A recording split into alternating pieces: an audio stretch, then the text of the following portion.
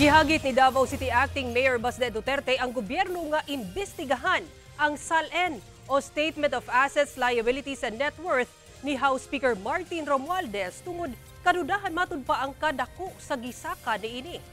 Ani report ni John D. Esteban. Yung Committee on Appropriations, it's in front of you already. Martin Romualdez says SALN in 2022 was only 200 million, ngayon 3 billion na. It's in front of you. Look at that.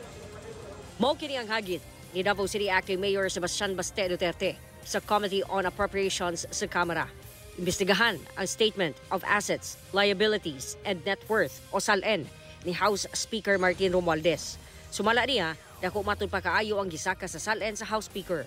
Asa ka kitag politiko nga in 3 years 2 billion kapin ang gisaka sa SALN. Gawas kang Romualdez, gihinganlan sab sa acting mayor si Ako Bicol Party List Representative Zaldico nga lakip sa paimbestigahan. Tanawan ninyo tanang SALN sa mga politiko aning nasura ni, then you have your answer. That's it. SALN lang na ni Zaldico o kato mga kaubanan niya ng mga politiko, mga congressman kung paunsa ni Borot and how they acquired that kind of money in 3 years. It's in front of your face already.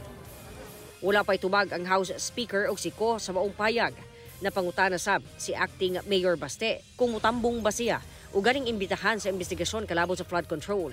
Kini human nga gibutyag ni Manila Representative Benny Abante ang chair sa House Committee on Human Rights nga paimbestigahan ang flood control project sa Davao City. Sanglit bahaon nun daw gihapon ang syudad taliwala matud pa sa 51 billion pesos nga pondo alang sa infrastruktura lakip na ang mga proyekto sa flood control. Kung imbitahon ko, kung saan na ba ghost project? Tanawag ko ninyo ni Davao na ba'y nabungkag diri bisag usa?